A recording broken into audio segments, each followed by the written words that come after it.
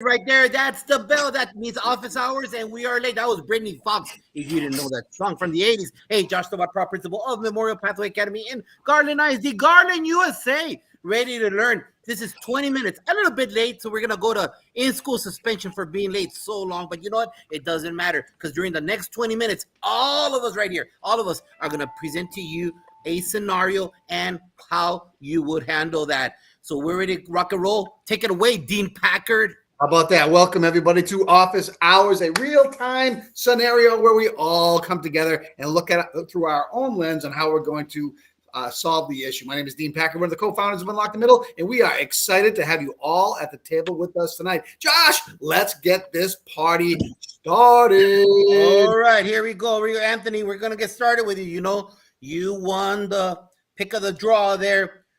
So, Thanksgiving week coming up. Stuffing, homemade stuffing or from the box? Homemade stuffing. Chip? Homemade. That's easy. Jessica? Same, homemade.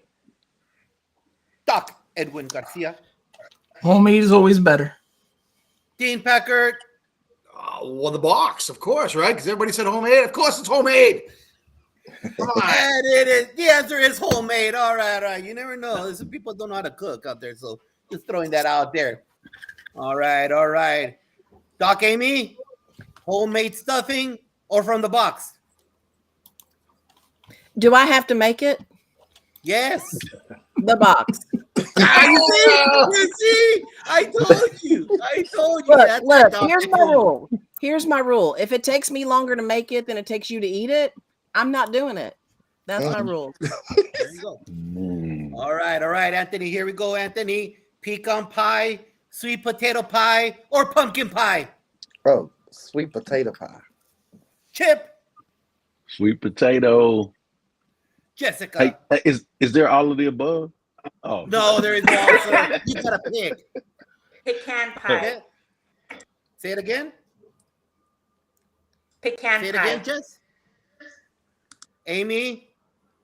We got to go with pumpkin because it makes it feel like a vegetable. Edwin? Calabaza for me, boss. The pumpkin pie. Dean Packard? Pumpkin. The answer is only one. Pumpkin pie, ladies and gentlemen. Pumpkin pie. That's the only way. The only way. All right, last one. Anthony, here we go with you. Tell the audience one family tradition that you do every Thanksgiving. Go. We go around the table and say one thing we're thankful for. Beautiful. Love it. Chip? Eat a lot. Watch a lot of good football. The Cowboys are playing, so I wouldn't say that. Dean Packard? Go around the table, say something you're thankful for. Jess? Say a prayer and say what you're thankful for. Dr. Amy? We take turns putting food on the table and set the table as a group and then clean up as a group. But sometimes that's when I have to, step out for just a minute. And hopefully it's all done by the time I get back. Dr. Eddie Garcia, talk to us.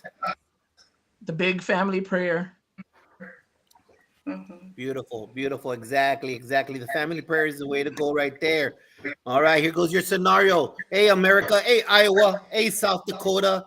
Real world example situation that happened here.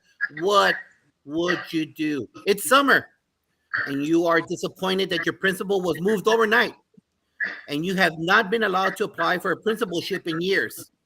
The interim superintendent calls you to the main office and tells you that she wants you to move to either operations, dealing with HVAC, or cafeteria services.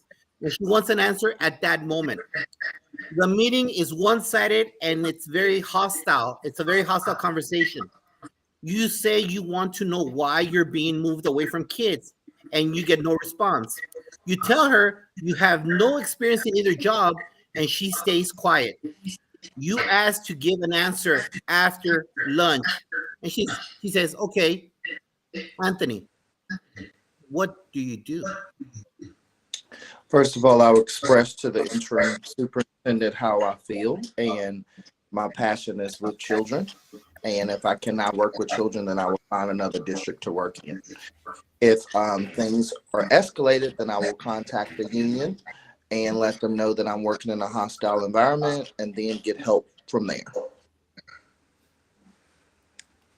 All right. Chip, talk to us. I think I would be along those same lines.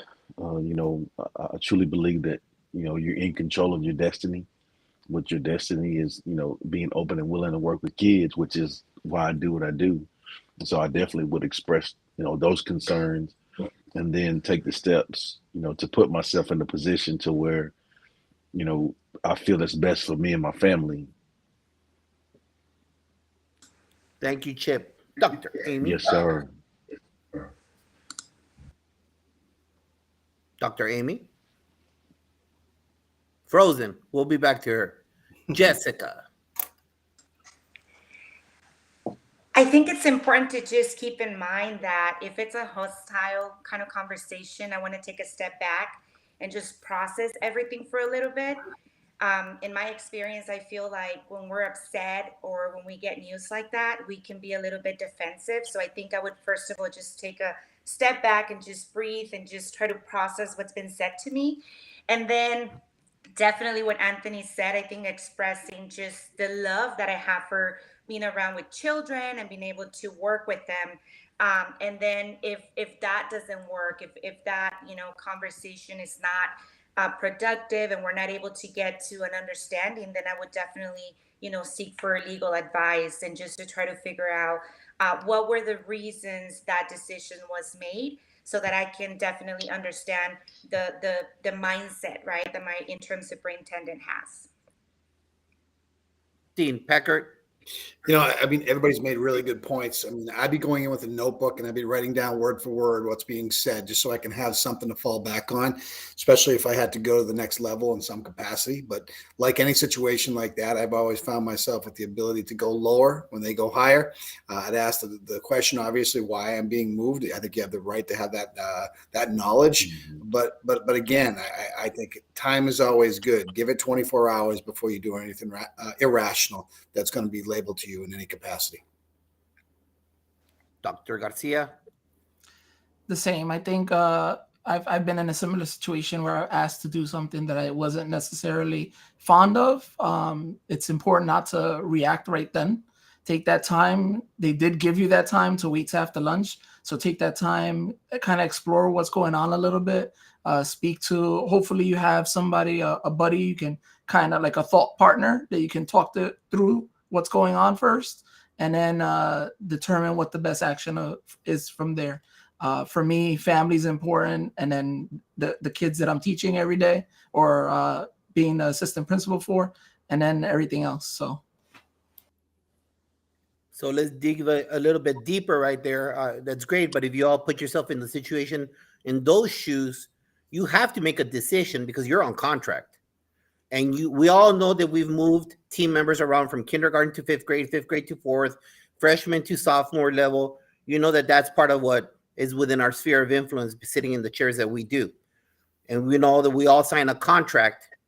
Some of us are union states. Some of us are not union states. But you know that you have to provide for your family. And you know that a district is not around the corner. You still got to go through the whole interview process, and maybe if you know the politics of that area. Dr. Amy, what would you do? Well, I would ask her, are you asking me to move? Are you reassigning me? Because that's two different things. I would also ask for how long. I would want to know if she's reviewed my progress and my performance and effectiveness. And then I would see what she had to say. I'm not really great at waiting and listening, but I would give it a dramatic pause and see what she has to say. Okay. The conversation is one way. There is no hearing from you, and you do have to make a decision taking your family into consideration. You still got to put that bread and butter on the table. But So, we still Anthony. get to wait till after lunch, right? Don't we get to wait till after lunch? Yes. If not, the decision will be made for you. Right. So, I know it's not a real situation, but I'm blessed because my husband is an expert in the HVAC and other fields. So in real life, I would lean towards that. However, my passion is working with students. So if I'm not allowed to do that, I would be very, very seriously considering a job change.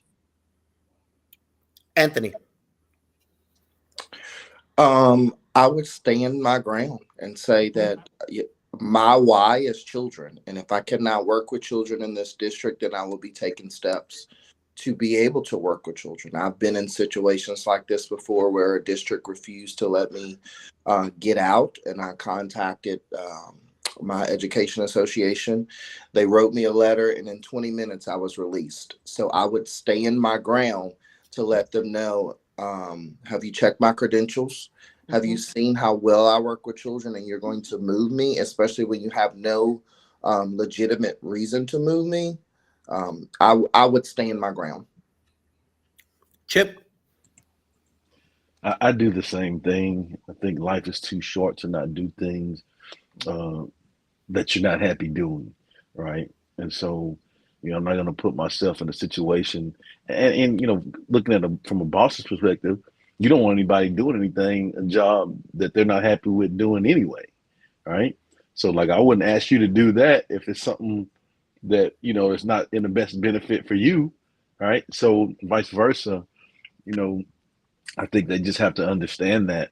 I stand on that, and if they don't, then that's okay too, because I have to do the best thing. Again, like I said, for myself and my family, and I don't think that's selfish. Like my love is for kids, right? I didn't get all this education to do that. I didn't sign up for that. Can I chime back right quick? I'm sorry. Yes, go ahead. I just wanted to say, this whole situation reveals the character of my leader. And it also shows me that you do not value me enough as an educator, so you don't deserve me. That's what I was going to say. Not as well, not as eloquently, Anthony. But I was also going to mention that, if I haven't had the opportunity to apply or to move up for the principalship, not even apply, then I've probably been looking for positions elsewhere anyway. So this may just be the point where I say, thank you, but no. One of the part of that, we've also always had conversations with individuals before we did that and asked them what they thought about potentially moving. That is the key part here. Yes. After that, we do have the right to reassign anytime we want, but to try to create buy-in or understanding of the purpose and why behind a move does make those types of conversations a lot easier. And I was going to say that too. Like it's a different conversation. Hey, Chip, we need your help with something.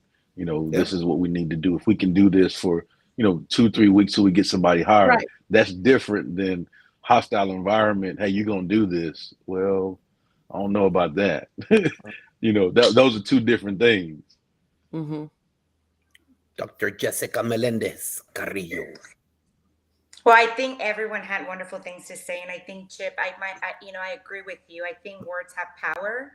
And so the way that everything is said and how it's presented, it makes a huge difference, even as principals, when we talk to a teacher that needs that growth. And, there are ways to talk to them so that they can grow and be successful. I think that's how I feel. And I also feel like if I haven't been moved or given the opportunity in so long, what am I doing there, right? So that's the second part of that. Now, if I were to make a decision, before lunch or at the time frame that they gave me, I would take the cafeteria services, because somehow I think that I would still be working with children and I'll still be impacting them somehow. But mainly because I have a young family, so I have an elementary child and a high schooler, and at the end of the day, I need my job and I need to work and provide. And so at that moment, I need to accept the job, but continue to explore those opportunities and continue to seek legal advice so that I can make the right decision. Because something that we want to be careful to is not to, burn our, pathway in the sense that, well, she didn't take the job, she's defensive, she's mean, and they're going to think that anyway. But I think it's important to always maintain that positivity and find the reasons why that happened and being able to come up with an agreement somehow. But I think that I would still look for the legal advice. I would still look for a job, like everybody said. But at the end of the day, I would take the job because I need to provide for my family and do what I need to do. Dr. Garcia. So it's a little bit pretty much of what everybody was saying. I definitely do give a little pushback. I wouldn't openly defiant. I would push back a little bit, find out what's going on. Ultimately, I'm like, whatever you think is going to be best for the district is what I'll do. Knowing in the back of my head that this person doesn't seem to want to grow leaders, or they're coming here to shake things up for whatever reason. And I'm not going to sit here and think about what intent is. I'm going to do what I got to do to maintain a job for my family, figure things out, and then make decisions from there. Whether that means at another district, which sometimes could be a little bit painful, leaving your school or your district behind. I also got to think about my family and whether I'm actually going to be allowed to make the impact that I can make. Dr. Amy. I was just wondering, how many days do I have? How many days do I have saved up? I'm just saying. That's definitely something to think about. But again, if pushed and I had to make a decision and I couldn't leave, I agree with Jessica. I would go the cafeteria route so I could still be with teachers and kids. All right. So we got an answer from Jess and from Amy. Anthony, would you take the job or just tap out? I would work with the children in the cafeteria, then I would tap out as soon as possible. Mm-hmm. Chip. Let's cook some food, man. Dean Packard. I'd take the job, man, and show what I was all about. I'd do what I have to do. Dr. Edwin Garcia. Same. Let's go gain some more pounds. Thanksgiving's around the corner. Might as well keep adding. All right. And in closing, we got our lightning round where our guest, our awesome experience here, is going to send out some advice to either a first-year teacher, first-year AP, first-year principal. Dr. Amy, go. It's easy. It's 3 letters. Ask. Don't assume you know. Don't assume somebody else knows that you have a question. Please ask. Always ask. Ask more than one person. See if you get the same answer. Don't be afraid to ask. It is not a sign of weakness. It is a sign of a desire to grow. So ask your questions. Awesome. Anthony? Advice to a first-year teacher, 2 words: go home.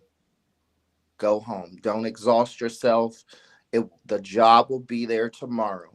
The papers will be there tomorrow.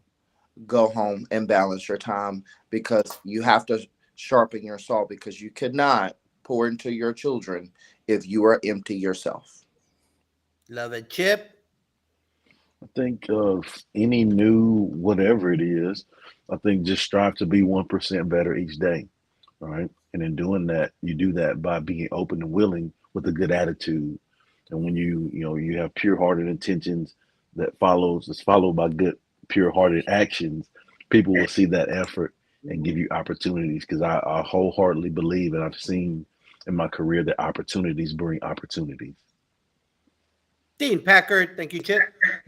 I would just say find your balance, just like Anthony said. I mean, this is a very tough job. You've got to weigh the family. You got to weigh your professional life. You got to weigh your networking. You got to weigh so many pieces of this in order to give yourself the latitude to grow. So again, you want to go slow and steady and just keep trucking forward. Dr. Jessica Melendez. Same as Dean, but I want to add, just as a first-year principal, be visible and approachable. I think that's key. Don't spend hours in your office thinking that that's how you're going to lead change and that's how you're going to be an instructional leader. Answering emails is not going to get you there. So the way you're going to lead the change is by getting into those classrooms, doing walkthroughs, going to lunch duty, learning all your kids' names. And if all your kids at your school know your name, then you're a good principal, because there has been so many times where I asked my own children in the past, because now they know their principal, but in the past, who is your principal? And they have no clue. So just be approachable, be visible. After school, at dismissal, parents want to ask you questions, listen to them. a lot of the times you can diffuse a lot of situations that can get this big. And if you just listen after school, and if you just, you're there, it'll just make a huge difference. So that's mine. Awesome. Dr. Garcia. I think one of the biggest lessons I learned from Principal Kafele, and that is to reflect, think about who you are and what you're doing to drive that instruction, what you're doing to make an impact on your teachers, your students. Take that mirror, look at yourself, and just make changes that you need. That's it. And for first year APs, first year principals, my advice is know your politics. Know who has the invisible power. And that's the end of office hours.